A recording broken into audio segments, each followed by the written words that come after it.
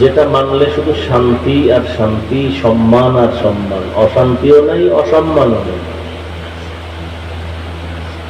এটা সেই ১,৫০০ বছর আগে আল্লাহ কোরআন নাজিল করছেন তখনের কথা। ঠিকই নবীকে যারা মানছেন আজও তাদের ইতিহাসের পৃষ্ঠায় স্মরণাক্ষরে নাম। এখনো যারা ১,৫০০ বছর পরে নবীকে মানে তাদের সম্মানও আছে, শান্তিও আছে। বলে কতটুকু আছে? যার কাছে রসুলের আদর্শ যতটুকু আছে তার কাছে ততটুকু সম্মান আছে, যার কাছে যতটুকু রসুলের আদর্শ নাই তার কাছে ততটুকু সম্মানও নাই। সোজা কথা, পেশ নাই, সহজ কথা। ইহুদি, বিধর্মী, খ্রিস্টান যারা আমরা মনে করি ওরা ইসরায়েল, রাশিয়া, আমেরিকা, এরা সব পরাশক্তি বলা হয়, পৃথিবীর মধ্যে সর্বোচ্চ ক্ষমতাধর। কিন্তু আল্লাহ দেখছেননি কৌশলে কেমনে কি করে রাখছেন।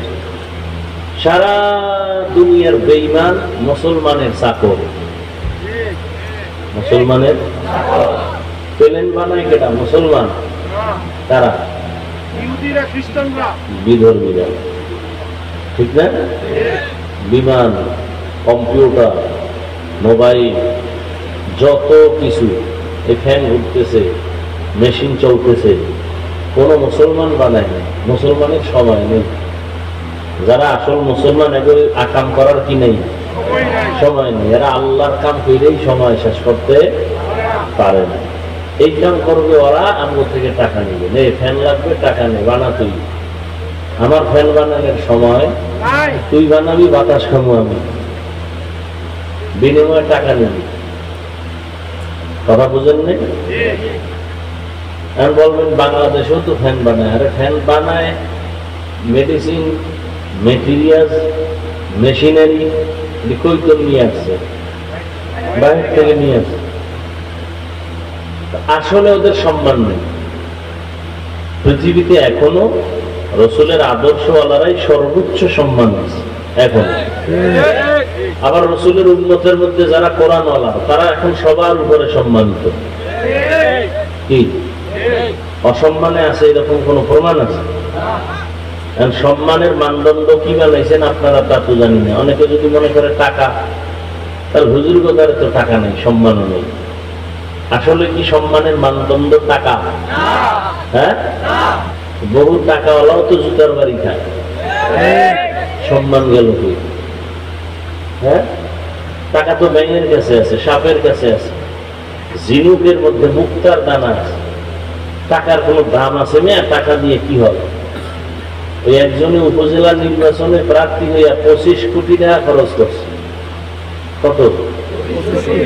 একজনে খরচ করলে আরো তো 6 জন আছে, আছে না? এরা সব ভোর রাত্রে হাদিয়া নিয়ে বাড়ি বেরিয়ে গেছে। আর আমগো ভোটার মুসলমান হাজি সাহেব, গাজী সাহেব, নিমক হারাম, বেহায়া, বেলাজা, এক বোতলে 10 বেচা দিয়ে হারাম। কি বুঝলেন? আপনারা কেউ খান নাই।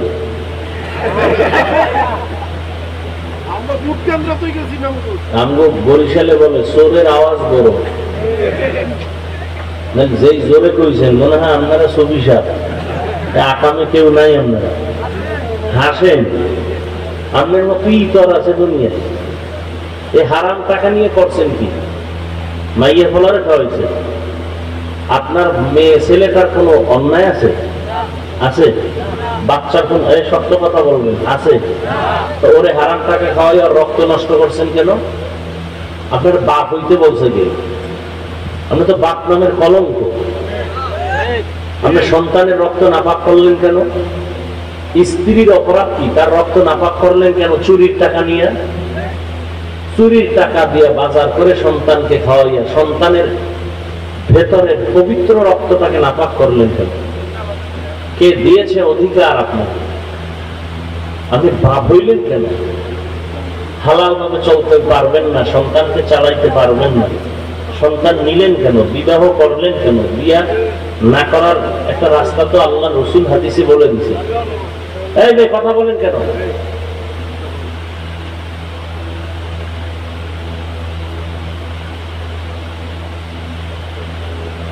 একটা সাউন্ড দিবেন না, আমার প্রয়োজন হলে কথা বলবেন, তাও আদবের সাথে। হ্যাঁ, চিল্লা চিল্লি করার জায়গা না, কিলাকিলির জায়গা না, এটা হ্যাঁ কিছু শিখার জায়গা।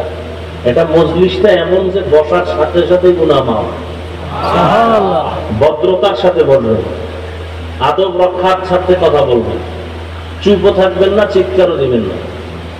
এটা কোনো কিলাকিলির প্যান্ডেল না। এটা এমন একটা প্যান্ডেল যে আওয়ামী লীগ বিএনপি দলাদলি আছে সারা দুনিয়া জোড়া, কিন্তু এখানে এই প্যান্ডেলে কোনো দলাদলি নাই, কারণ এখানে সব দলের লাইনের লোক হাজির,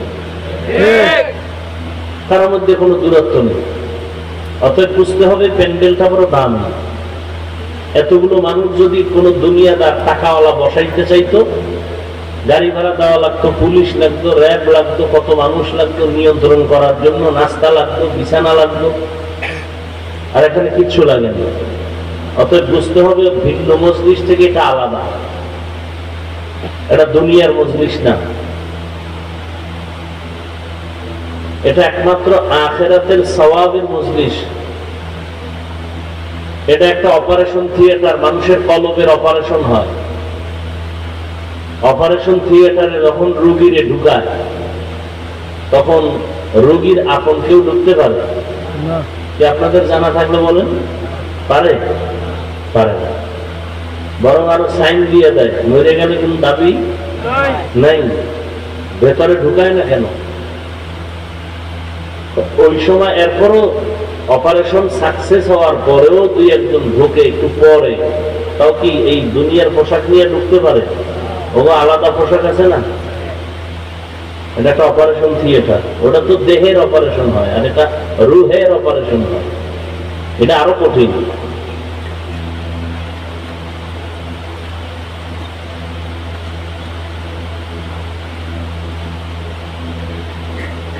আল্লাহর রাসূল উত্তম আদর্শ নিয়ে দুনিয়াতে আসছেন। কেমন একটা পরিবেশে আসছেন? ইতিহাসের পৃষ্ঠা আপনাদের সাক্ষ্য যে পৃথিবীর নিকৃষ্টতম মানুষ মক্কার মানুষ, সেই মজলিসে রাসূলকে আল্লাহ পাঠাইছেন। পৃথিবীর নিকৃষ্ট একটা ময়লা স্তূপের বসত বাড়ি, ওই যে ঢাকা শহরে আছে, এটার কি কয়,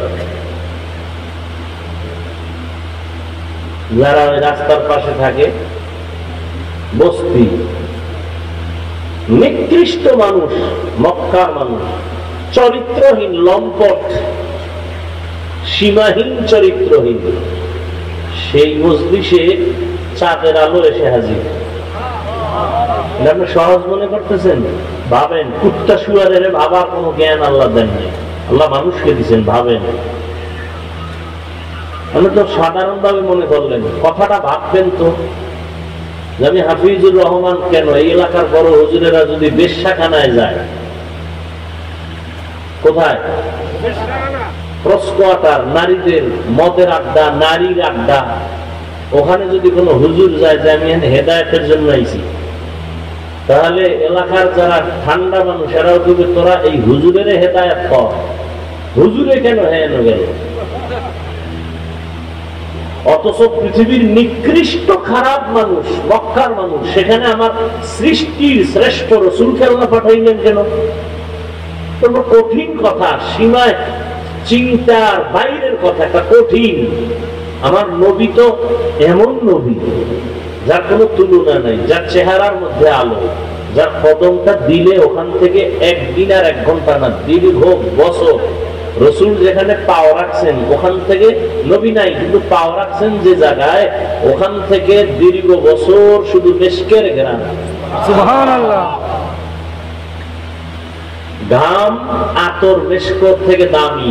আম্মা জান আয়েশা বলে, নবীর ঘাম আমি বোতলে ভরে রাখতাম, বড় বড় অনুষ্ঠানে এগুলো ব্যবহার করতাম, আতর।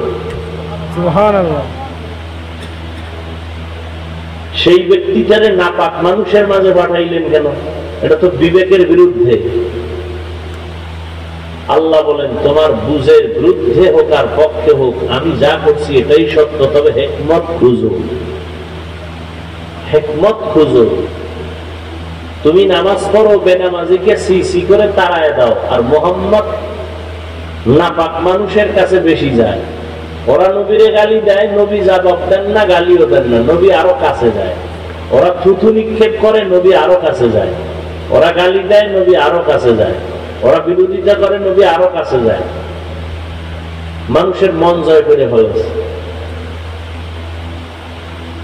একটা বেতের বাড়ি নবী জীবনে দেন নাই, মক্কার জীবনে চোখ গরম করেন নাই, গালি দেন নাই, গালির জবাব দেন নাই, জিন্দেগিতে একটা মিথ্যা কথা বলেন নাই।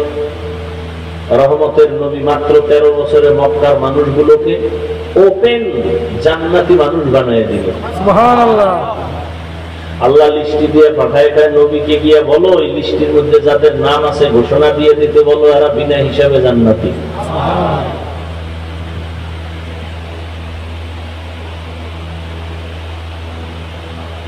নবীর আদর্শ কই আর আমাদের আদর্শ কই? দাবি তো করি আশিকে রাসূল, দাবি তো করি মুসলমান, অথচ চেহারা দিয়ে তাকাইলে কোনো নমুনা নাই, কোনো নমুনা নেই। ওয়ামা আরসালনাকা ইল্লা রাহমাতাল লিল আলামিন, হে নবী আমি আপনাকে দুনিয়ায় পাঠাই নাই, হ্যাঁ জগৎ সমূহের রহমত হিসাবে প্রেরণ করেছি। রহমতের নবীকে আল্লাহ জগৎ সমূহের রহমত করে পাঠাইছেন। শুধু দুনিয়ার জন্য না, আখিরাতের জন্য না, সমস্ত জগতের জন্য। বল সমস্ত জগৎ মানে কি? রূহের জগৎ একটা জগৎ, ওই জগতের জন্য নবী রহমত। মায়ের গর্ভের জগৎ আলাদা জগৎ, এই জগতের জন্য নবী রহমত। দুনিয়ার জগৎ আলাদা জগৎ, এই জগতের জন্য নবী রহমত। কবরের জগৎ আলাদা জগৎ, এই জগতের জন্য নবী রহমত। হাসরের ময়দানের জগৎ আলাদা জগৎ, ওই জগতের জন্য নবী রহমত। জান্নাত ও জাহান্নামের জগৎ ভিন্ন জগৎ, ওই জগতের জন্য নবী রহমত। আল্লাহ বলেন হে নবী আমি আপনাকে দুনিয়ায় পাঠাই নাই, হ্যাঁ আমি জগৎ সমূহের রহমত করে পাঠিয়েছি। নবীর জিন্দেগীর সবটাই রহমতে ভরা। নবীর জীবনে কোনো মিথ্যা কথা নাই, কোনো গালি নাই, গালির জবাব নাই। চোখ গরম করে নবী কারো দিকে তাকান নাই। 13টা বছরের মধ্যে মক্কার পরিবেশকে সুন্দর পরিবেশে রূপান্তরিত করেছেন। যারাই নবীর আদর্শ গ্রহণ করেছেন আল্লাহ তাদেরকে দুনিয়ায় চমকায় দিয়েছেন, হাসরের ময়দানে আল্লাহ তাদের আরো চমকায় দিবেন। রহমতের নবী আমার, দুনিয়ার জগতের জন্য রহমত, রূহের জগতের জন্য রহমত, মায়ের গর্ভের জগতের জন্য রহমত, কবর জগতের জন্য রহমত, হাসরের ময়দানের জন্য নবী রহমত। দুনিয়ার জগতের জন্য নবী রহমত, তা আবার আলাদা আলাদা ভাগ। নবী শুধু মুসলমানের জন্য রহমত না, বিধর্মীদের জন্য নবী রহমত। নবী শুধু পুরুষের জন্য রহমত না, নারীদের জন্য নবী আলাদা রহমত। নবী যেমন মানুষের জন্য রহমত, জিনের জন্য রহমত, নবী শয়তানের জন্য রহমত। শয়তান নবী আমারও শয়তান ধোঁকা দেয়, কিন্তু আমি এটারে লাইনে ফেলাইয়া বুদ্ধি করে এটারে কালেমা পড়ায় ফেলাইছি, এটারে আমি মুসলমান বানায় ফেলছি। আর আমাকে ধোঁকা দেওয়ার কোনো সুযোগ নাই। নবী জিনের জন্য রহমত, জঙ্গলের প্রাণীদের জন্য নবী রহমত, গাছের জন্য নবী রহমত, মাছের জন্য নবী রহমত, পশুর জন্য নবী রহমত, উড়ন্ত পাখির জন্য রহমত, গর্তের পিপিলিকার জন্য আমার নবী রহমত। একটা একটা আলাদা। নবী গাছের জন্য কিভাবে রহমত? খেজুর গাছে ট্যাক লাগায়া, একটা মরা খেজুর গাছ, নবী ট্যাক লাগায়া জুমার খুতবা পড়েন, ঈদের খুতবা পড়েন। কিছুদিন পরে সাহাবায়ে কেরাম আবদার জানাইলেন নতুন একটা মিম্বর বানান খুতবা পড়ার জন্য। এই গাছটাকে বাদ দেন, নবী কয় দাও।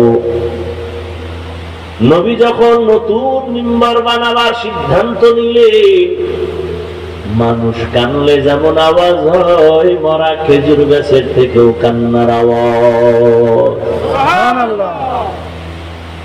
এটা কেমনে সম্ভব? এটা কেমনে সম্ভব? যুক্তিতে ধরে না। তোমার যুক্তির মেমোরির সীমানা কত? 1 GB না 2 GB? তোমার মেমোরির জিবি কত? দুনিয়াতে যেই বাচ্চা আসলো, শিশু বাচ্চা, ও যখন আব্বু বলে ডাক দেয়, আম্মু বলে ডাক দেয়, আব্বু রে আব্বু কয়, আম্মু রে আম্মু বলে, ভিন্ন কাউকে আব্বু বলে না, আম্মু বলে না। ওর মধ্যে একটা বুঝ আছে, মেধাস, আবারও মেধা আছে, সন্তানেরও আছে, তবে এক নাকি।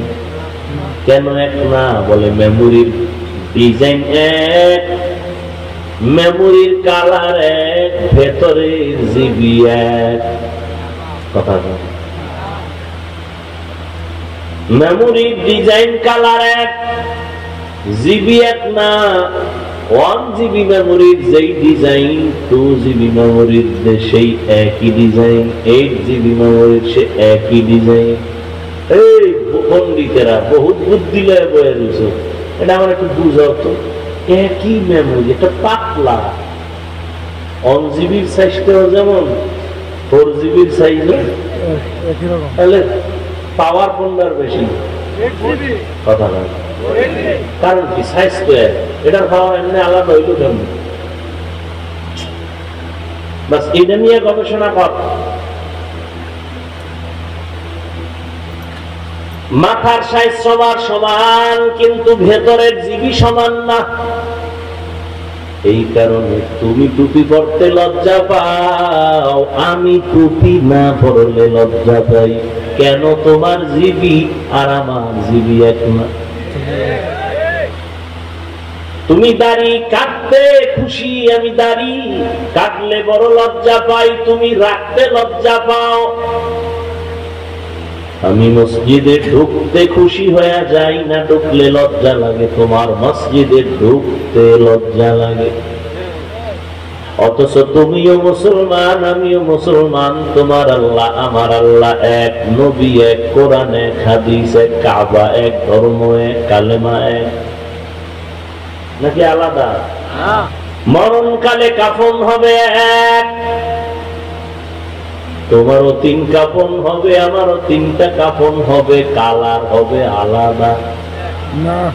কি পণ্ডিত ভাইরা খুব বুদ্ধি লয়ে ঘুরেন। আমাকে হুজুর গো বলেন আমরা বোকা। আমরা আসলেই বোকা। না হয় আপনি যেই পরিমাণ আমাদের গালি দেন, যেই পরিমাণ আমাদের উপরে জুলুম করেন, নিজে ডান হাতে বাম হাতে লাখ লাখ টাকা কামাই করেন, ইমামের মাসে বেতন দেন 5,000, 6 মাস বাকি, এরপরও আমরা গালি দেই না, বরদোয়া করি না, হাসি মুখে সালাম দেই। আমরা বোকা না হইলে আপনাদের কথার সামনে হাসি মুখ দিতাম না। কারণ আমি আপনার থেকে পাওয়ার ওয়ালা, আমার ইমানের পাওয়ার আছে, আমলের পাওয়ার আছে, পিওর খানার পাওয়ার আছে। আপনার খানার ভেজাল আছে, আমার খানায় কোনো ভেজাল নাই, পিওর। আপনার কামাই রুজিতে ভেজাল আছে, আমার কামাই রুজির মধ্যে কোনো হারাম নাই, ভেজাল নাই। অতএব আমি ঈমান আমল আর শরীর দিয়া শক্তিতে অনেক উপরে। আপনার 2 হাত, আমারও 2 হাত, আর থাপ্পড় একটা দিলে আপনারা বসে পড়লে আর উঠতে পারবেন না। কিন্তু আমরা চিন্তাও করি না, হাজারো গালির সামনে মাথায় হাত দিয়ে হাসি মুখে কথা বলি। যদি বোকা হইতাম না তাহলে আমি সামনে আপনাদের বসার কোনো সুযোগ দিতাম না। আমরা বোকা, এই জন্য আমরা যত গালি দেন গায়ে লাগে না, কোনো গায়ে লাগে না, চিন্তাই করি না কে কি কইল। বরং যারা আরো বিরোধিতা করে আমরা তাদের কাছে আরো যাই, সালাম বেশি দেই, দাওয়াত বেশি দেই, মনে মনে দোয়া করি আল্লাহ হেদায়েত দাও। ও আল্লাহর বান্দারা, তোমার আমার মরণের কাফনের কালার এক। আমি বক্তার সম্মানে একটা কাফন কেউ বাড়ায় দিবে না, তুমি গরিব হওয়ার কারণে একটা কাফন কেউ কমাইয়াও দিবে না। সবার বেলায় 3 কাফন। কি মন্ত্রী সাহেবরা দুনিয়ার থেকে বিদায় হয়ে গেলে তার এত সম্মান, একটা কাফন বেশি হবে। প্রধানমন্ত্রী মহিলাদের কাফন হবে 5টা, কিন্তু প্রধানমন্ত্রীর একটা কাফন বেশি হবে। হ্যাঁ ও বাবা, সহজ কথা বুঝতেছু? প্রধানমন্ত্রী মরে গেলে তার কাফনে লেখা থাকবে, খবরদার তুমি লাশটারে সাধারণ মনে করিও না, তার প্রধানমন্ত্রীর লাশ লেখা থাকবে কাফনে। কাফনে লিখে দিবে, কবরে গেলে ফেরেশতারা বলবে প্রধানমন্ত্রীর লাশ। কথা বলতে একটু চিন্তা ভাবনা করে বলতে হবে। আছে কোন সিস্টেম? কে ধনী, কে গরিব, কে আলেম, কে মূর্খ, কে ডাক্তার, কে রোগী, কে ইমাম, কে মুক্তাদি, কে শিক্ষিত, কে অশিক্ষিত, কোনো ভেদাভেদ নাই। কাফনে যেদিন ঢুকবা সেদিন সবার মাস্তানি বন্ধ হয়ে যাবে। তুমি কয় নাম্বারের মাস্তান, কাফনে লেখা থাকবে? হ্যাঁ, তুমি কয় টাকার মালিক, কাফনে লেখা থাকবে? ফকিন্নির ভোলার লাশটা যেমন তোমার লাশটাও তেমন। লাশ কাফনে ঢুকার পরে আর বোঝা যাবে না কোনটা ফকিন্নি কোনটা ধনী, বুঝার কোন উপায় নেই। কবরের সাইজও হবে সমান, কবরে প্রশ্ন হবে 3টা, তাও সবার বেলায় সমান। হুজুরের প্রশ্ন আলাদা না, দুনিয়ার সিস্টেম একরকম। ক্লাস 1-এ যারা পড়ে ওদের প্রশ্নপত্র একরকম, যারা 2 পড়ে তাদের প্রশ্নপত্র আলাদা, যারা 4-এ পড়ে তাদের প্রশ্ন আলাদা, যারা 6-এ পড়ে প্রশ্ন আলাদা। ঠিক নেই? আমার মাওলার কেমন সিস্টেম, কে ধনী, কে গরিব, কে হিন্দু, কে বৌদ্ধ, কে মুসলমান, কে মাওলানা, কে মুফতি, সবার প্রশ্ন 3টা, একই প্রশ্ন সবার। রবের পরিচয় দাও, ধর্মের পরিচয় দাও, রাহমাতুল লিল আলামিনের পরিচয় দাও। এই প্রশ্ন আপনাকেও আমাকেও সবার বেলায়। পারবে কারা জবাব দিতে? শুধু হুজুরেরা। ওরে হুজুর তো বহুদূর, সাহাবায়ে কেরাম জান্নাতের ওপেন টিকিট পেয়েছেন। আবু বকর, ওমর, ওসমান, আলী সহ 10 জন সাহাবা জান্নাতের ওপেন টিকিট পাওয়ার পর তারা মৃত্যু পর্যন্ত কান্না করেছে, কবরে আমার কি উপায় হবে। ওমরে ফারুক রাদিয়াল্লাহু তাআলা আনহু কান্না করেন, যেই ওমর রাস্তা দিয়া চললে মানুষ কেন পৃথিবীর সব থেকে বড় চালবাজ, বুদ্ধিমান, আকামের হেডমাস্টার আদম নবীরে ধোকায় ফেলাইছেন, বিভিন্ন আল্লাহওয়ালারে ধোকায় ফেলাইছে। ওই ইবলিস ওমরের দেখলে রাস্তা পাল্টায় দৌড়ায়, বড় ভয়। চিন্তা করেন তো, ওমর বেটাটা কেমন, এ কি স্বর্ণের বানালেন? 27 বছর বয়সে এসে ওমর নবীর হাতে হাত রাখলেন। কয় বছর? এর 27 বছরের যুবক, তোমারও 27 বছর হয়ে গেল, তুমি মসজিদ চিনো না, মা বাবার সাথে ভালো ব্যবহার করো না। আর ওমর 27 বছরে নবীর হাতে হাত রাখলেন। রহমতের নবী মোহাব্বতের নজর দিয়ে তাকালেন। ওমর এত পাওয়ার আলা হয়ে গেল, ওমর যেই পথ দিয়া চলে ওই পথে শয়তান চলে না, ভয় পায়। সেই শয়তান আল্লাহর সামনে চ্যালেঞ্জ দিয়ে দিছে, এই শয়তান ওমরের ভয় পায়। এবার একটু বুঝো বাবা, সেই ওমর জান্নাতের টিকেট হাতে পেয়েছেন, দ্বিতীয় খলিফা জান্নাতি, দ্বিতীয় ব্যক্তি আবু বকরের পর। রহমতের নবী বলেন, আকাশের দিকে তাকাইয়া দেখো কত পরিমাণ তারকা আছে, কয় হাজার। বলে এটা সীমাহীন, গণনা করা যায় না। নবী বলে, আমার ওমরের আমল সীমাহীন তারকার মতো গণনা করা যায় না। সেই ওমরের সাথেও দুশ্মনী কিছু কিছু আল্লাহর বান্দাদের বর্তমানে। দুশ্মনী কেন?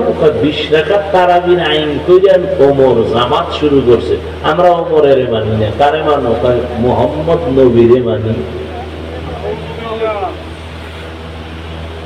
কেউ যদি বলে হাফিজ ভাই আপনারে মহব্বত করি, আপনার ছেলেরে মহব্বত করি না, আপনার দাওয়াত ছেলে আসলে দস্তারখানে জায়গা নাই, থাকবে মহব্বত? এটা কি আসলে মহব্বত না? ডাল মে কুছ কালা হ্যায়। ওমরের মানে না, মুহাম্মদের মানে। আমগো গ্রামে কয় অতি ভক্ত চোর, অতি বেয়াদব ডাকাত। অতি ভক্ত, অতি বেয়াদব ডাকাত। ওমরে ফারুক রাদিয়াল্লাহু তাআলা আনহু কেমন মায়ার নবীর আদর্শের পাগল। কোথাও দাওয়াত দিয়েছে, খানা খাইতে বসছেন, একটা সুন্নতের উল্টা কিছু দেখতে পারতেন না। এত মজবুত ওমর। রোম সম্রাটের পক্ষ থেকে অর্ডার, ওমরের খেলাফত, ওমরের খেলাফত সহ্য করা যায় না। ওমরের এত নাম, এত দাম, এত দাপট। আসলে ওমরের বডিগার্ড প্রয়োজন।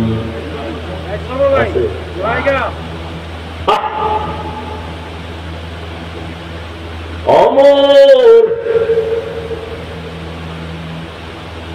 একজনও বডিগার্ড নাই, কোথায় তো পাওয়ার কেন? এর মাইরা ফালাও।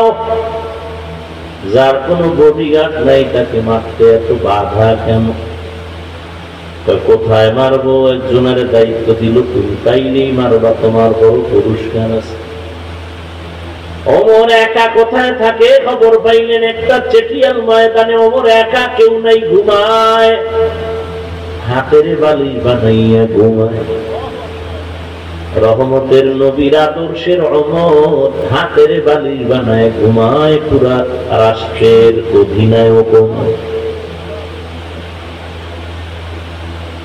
দুশ্মন খবর পাইয়া তরবারিটা নিয়ে খুশি মনে দৌড়ায়। এই সুযোগ হাত ছাড়া করা যায় না।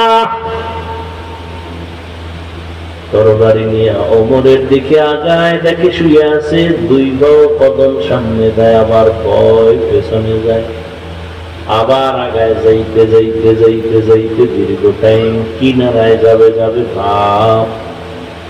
হঠাৎ করে দেখি ওমর একা ঘুমায় না, জঙ্গলের একটা বাঘ ওমরের পাহারা দেয়। বিশ্বাস করার তো মানে অবিশ্বাস করার মতো বেঈমানও এই জমিনে এখনো আছে, বিশ্বাস করতে চায় না। কেতনা বড় বেঈমান! বিশ্বাস করতে চায় না। যেই ওমরের মতের উপরে আল্লাহ নিজে একমত হইয়া ডাইরেক্ট কোরআনে আয়াত নাজিল করে নবীকে বললেন, নবী আমি ওমরের মতে একমত, আপনিও ওমরের মতে একমত হইয়া যান। নবী কি কয় জানেন? লাউ কানা বাদি নবিয়্যুন লাকানা উমর, আল্লাহ যদি আমার পরে নতুন আর একজন নবী বানাইতেন, ওমর হতো আমার পরের নবী।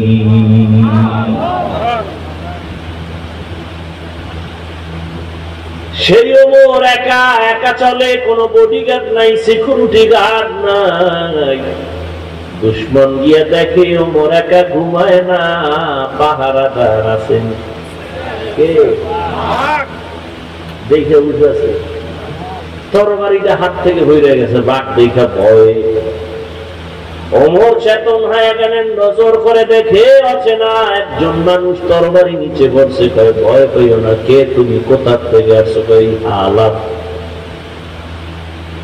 আমি আসছি আপনাকে জবাই করার জন্য, হত্যা করার জন্য। কিন্তু সেই অবস্থা দেখলাম। বলে আমি একা চলি না, আমাদের আপন একজন আল্লাহ।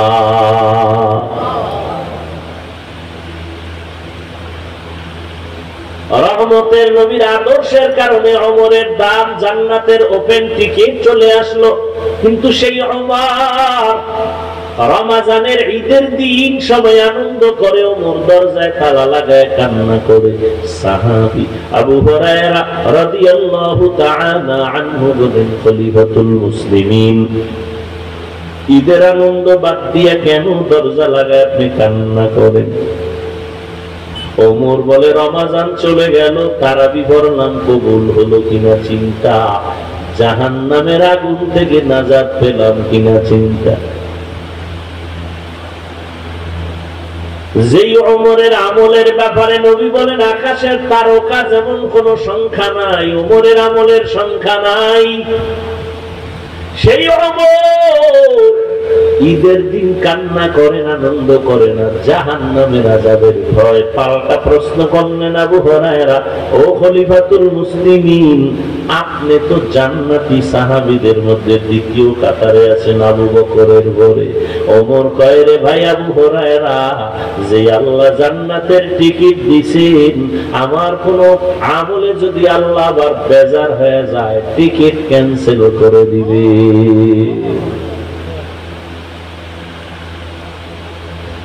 وما أرسلناك إلا رحمة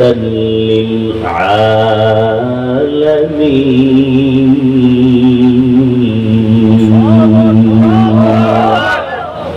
إمام الأولين الآخرين بهر صدقة رحمة للعالمين سيد الكونين ختم المرسلين آخر آمد بود فخر الأولين ও এলাকার যুবক, ও পর্দার আড়ালের আম্মা জানেরা, বৃদ্ধ বাবাজিরা, আমি আপনাদেরকে হাজী সাহেব গাজী সাহেব বানাইতে আসি নাই। ও যুবক, আমি তোমাকে পাগড়িওয়ালা বানাইতে আসি নাই। আমি তোমাকে বাধ্য করে বলবো না যে তুমি তাবলীগে যাও, না হয় জাহান্নামী, তুমি কওমি মাদ্রাসায় যাও, না হয় তুমি ধ্বংস, একবারও বলবো না। আমি তোমাকে জোর কইরা মসজিদে ঢুকাইতে আসি নাই রে বাবা। তোমার সামনে আমার আল্লাহ কুদরতের বয়ান করে দিলাম। আল্লাহ বিবেক দিছে, এবার ভাবো তুমি কোন পথে গেলে তোমার কল্যাণ। তোমার চোখের সামনে সারা দুনিয়ার বিধর্মীরা চায় কালেমা বন্ধ হয়ে যাক, কোরআনের আওয়াজ বন্ধ হয়ে যাক। ওই ফিলিস্তিনের উপরে মুসলমানের ইসরায়েল কর্তৃক বরাবর হামলা, হাজার মুসলমান গলা দিয়ে দিতেছে, গলা কাটা শহীদ হয়ে যাইতেছে। ওই আসামের ভিতরে মুসলমান জীবন দিয়ে দিতেছে। চেচনিয়া বসনিয়ার মুসলমানের করুণ হালাত।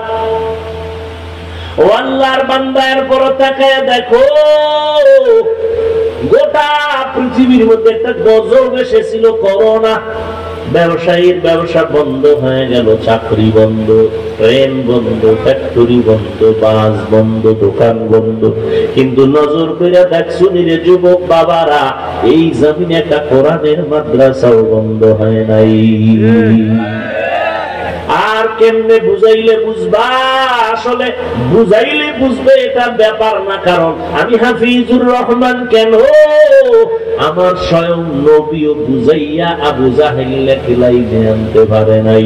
আবু জাহিল এত বড় বেঈমানের বাচ্চা, বেঈমান, হাতের মুষ্টির মধ্যে পাথর নিয়ে কয়, ও ভাতিজা মোহাম্মদ কি আছে বলতে পারো বানি? নবী কয়, বললে লাভ কি? কয়, কালেমা পড়বো।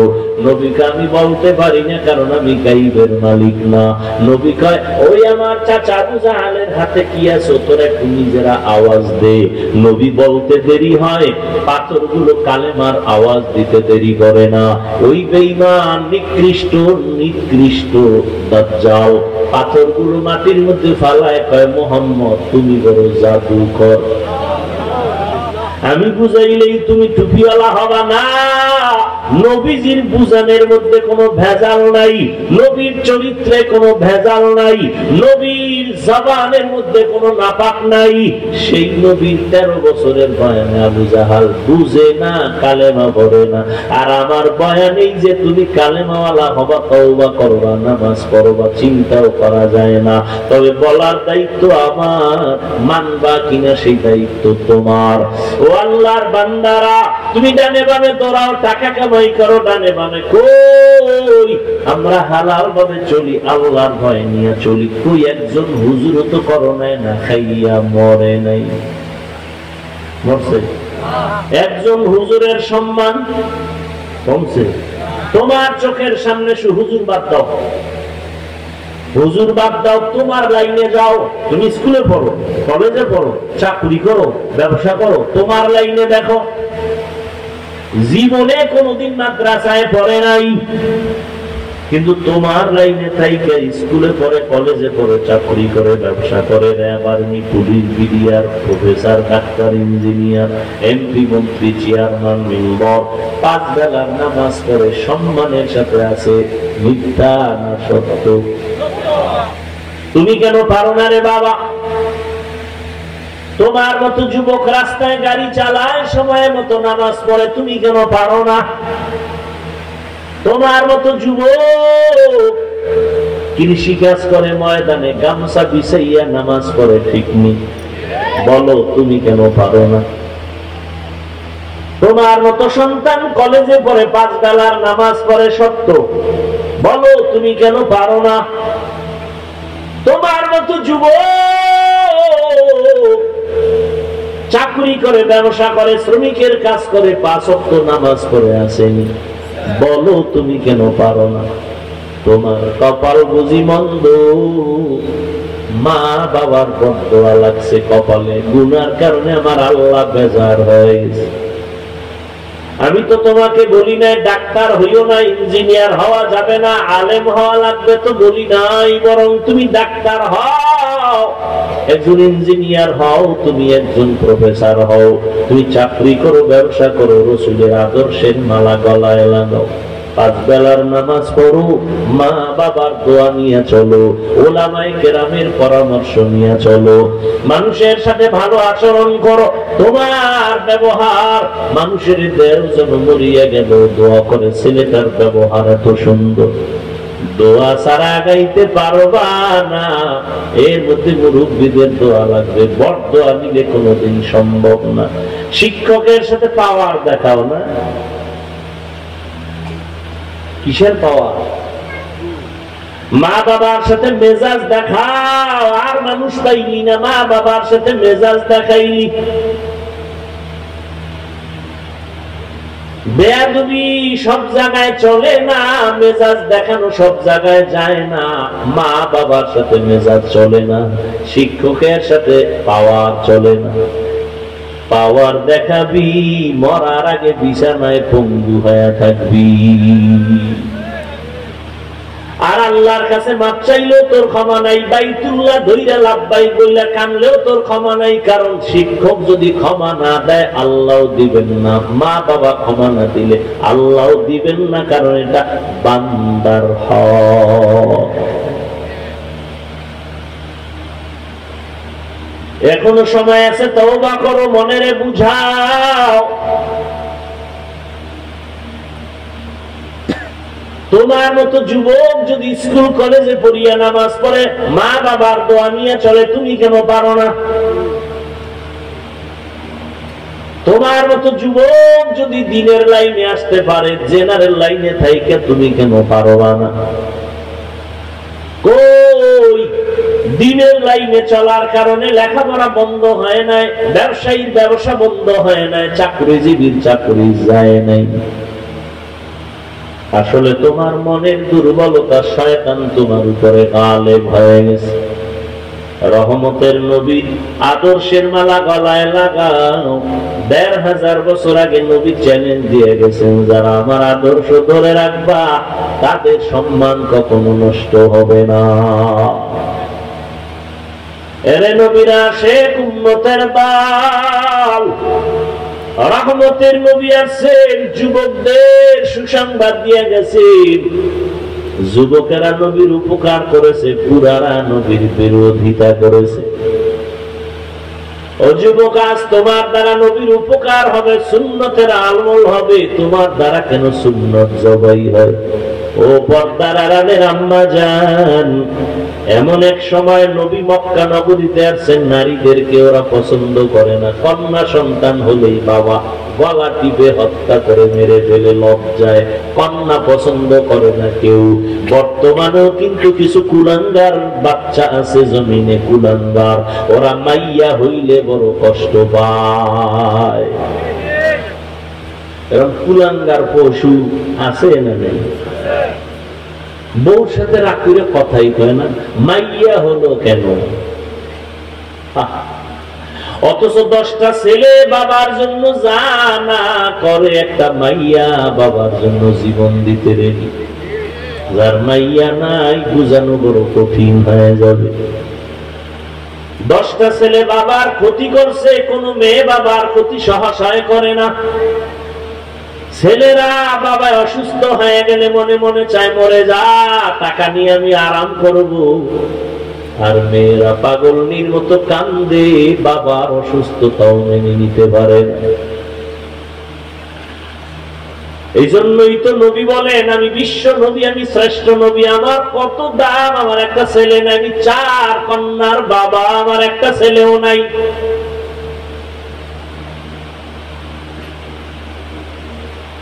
মক্কার মুশরিকরা বলছিল, মুহাম্মদ মইরা গেলে ওর বংশ রক্ষা করার কেউ নাই, ছেলেও নাই। অথচ দুনিয়াতে বর্তমানে নবীর বংশ রক্ষার জন্য উম্মতের অভাব নাই,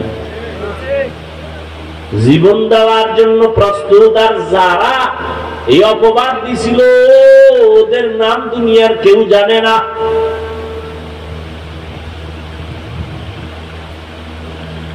এরে আল্লাহর গোলাম, ও পর্দার আড়ালের আম্মা জানেরা,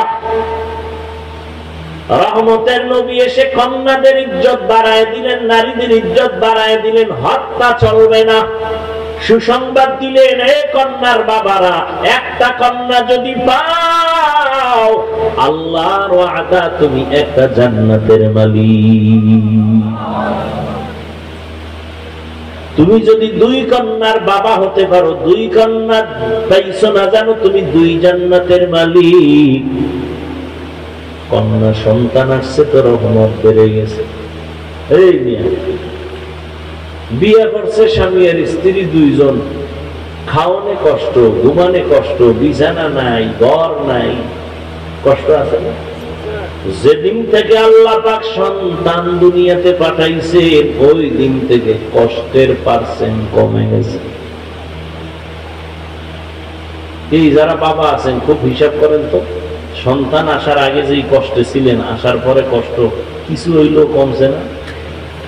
সন্তান বাড়ছে, কষ্ট কমছে, যত বাড়ে তত কষ্ট কমে। কারণ এক একটা সন্তান মা বাবার জন্য এক একটা নিয়ামত। কন্যা সন্তান আসলে মা বাবার সংসার আরো ধন্য হয়, আরো দামি হয়। কেমনে বুঝাবো? ওই কুলাঙ্গার গুলোকে বুঝানো যায় না।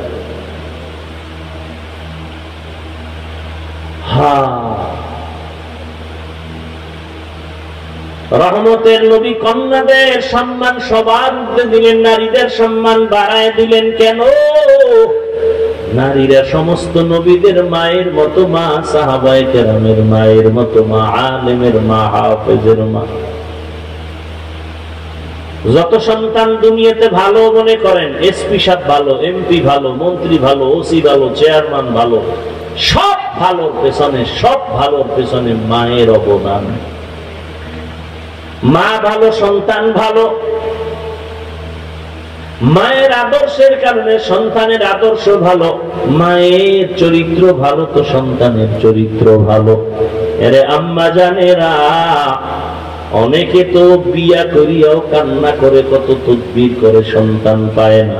আল্লাহ আপনাদের যাদেরকে সন্তান দান করেছেন নিয়ামত মনে করেন, সুন্দর নাম রাখেন, আদব শিক্ষা দেন। ডাক্তার বানাবেন, ইঞ্জিনিয়ার বানাবেন, প্রফেসর বানাবেন, তবে বেয়াদব বানাবেন না। আদর্শবান ডাক্তার বানায় যান, আদর্শবান ইঞ্জিনিয়ার বানাবেন। জীবনটা ধন্য, দুনিয়া তো আপনার সুনাম, পরকালেও সুনাম। সন্তান ডাক্তার হইয়াও কোরআন পড়ায় যাবেন, নবীর সুন্নত অনুযায়ী চলবে, মাঝে মাঝে কোরআন পড়ে দোয়া করবে। ইঞ্জিনিয়ার বানাইছেন কিন্তু কোরআনটা পড়ায় দিচ্ছেন, কোরআন পড়ে মা বাবার জন্য গোপনে গোপনে দোয়া করে। ডাক্তার বানাবেন, কোনো বাধা নাই রে মা। এখন থেকে সন্তানটারে আদর্শওয়ালা বানান, নবীর আদর্শওয়ালা বানায় দেন। যুবকেরা, আমার নবীর আদর্শের থেকে দামি কোন আদর্শ আর কারো কাছে আসেনি। আমার নবীর আদর্শ সবার শ্রেষ্ঠ। কি বলো? নবীর ওই আদর্শের মধ্যে নখ কাটার নিয়ম আসেনি? নবীজির আদর্শের ভেতরে চুল কাটার নিয়ম আসেনি? তুমি বেঈমানের লাইনে গিয়া চুল কাটলা কেন? নবীরটা ভাল লাগে না? তুমি বেঈমানের তালে পড়িয়া কেন আঙ্গুলের নখ কাটলা? ওখানে কি নবীর আদর্শ তোমার কাছে ভালো লাগে নাই? আল্লাহর নবী জিজ্ঞাসা করলে কি জবাব দিবা? আল্লাহ সব মা যদি তওবা করে রেডি হও, আর কোনদিন দাড়ি কাটবো না, নামাজ ছাড়বো না, বেপরদায় চলবো না, মা বাবারে কষ্ট দিব না, নবীর আদর্শের বাহিরে চলবো না। তওবা যদি করতে পারো, সব আল্লাহ মাফ করে দিবেন। তওবা করো বান্দা। ও যুবক, আল্লাহর কাছে তওবা করো, মনে মনে আল্লাহকে ডাকো। ও দয়ার মালিক, কোরআন সত্য, নবীর কথা সত্য, আর জীবনে শয়তানের ধোঁকায় পড়ে যত গুনাহ করেছি, নামাজ পড়ি নাই, পর্দা করি নাই, দাড়ি কাটলাম, আজকে থেকে তওবা করলাম। রিজিকের মালিক আল্লাহ, হায়াতের মালিক আল্লাহ, ইজ্জতের মালিক আল্লাহ। আর নামাজ ছাড়বো না, বেপরদায় চলবো না, মা বাবারে কষ্ট দিব না, উলামায়ে কেরামের পরামর্শ নিয়ে চলবো, বিরোধিতা করে গুনাহগার হব না। তওবা করার মতো যদি কারো অন্তর তৈরি হয়, দুটো হাত আমার আল্লাহকে দেখায় দেই। আয় আল্লাহ, হাতগুলো কবুল করে নেন, তওবা কবুল করে নেন। তওবার উপরে মজবুত হইয়া চলার মতো তৌফিক দান করেন, আমিন। আলহামদুলিল্লাহি রাব্বিল আলামিন, ওয়াসসালাতু ওয়াসসালামু আলা সাইয়্যিদিল আমবিয়া ওয়াল মুরসালিন ওয়া আলা আলিহি ওয়া আসহাবিহি আজমাইন। ইয়া আরহামার রাহিমিন, ইয়া আরহামার রাহিমিন, ইয়া আরহামার রাহিমিন। রব্বিরহামহুমা কামা রব্বায়ানি সগীরা। আল্লাহুম্মা ইন্নাকা আফুউন তুহিব্বুল আফওয়া ফা'ফু আন্না। আল্লাহুম্মা ইন্না নাসআলুকা রিযাকা ওয়াল জান্নাহ ওয়া নাউযু বিকা মিন সাখাতিকা ওয়ান নার। ও দয়ার মালিক, উলামায়ে কেরাম, মুরব্বী, হাজী সাহেব, কত যুবক, কত ছাত্র ভাই, পর্দার আড়ালে মা বোনেরা হাত তুলেছেন। মেহেরবানি করে আমাদের জীবনের সকলের সমস্ত গুনাহগুলো মাফ করে দেন আল্লাহ। আয় আল্লাহ, মাহফিল কবুল করে নেন। আয়োজনকারী, সহযোগিতাকারী, দান সৎকারীদের কবুল করে নেন। ঘরে ঘরে শান্তি দান করেন, সুন্নাতওয়ালা জিন্দেগি দান করেন।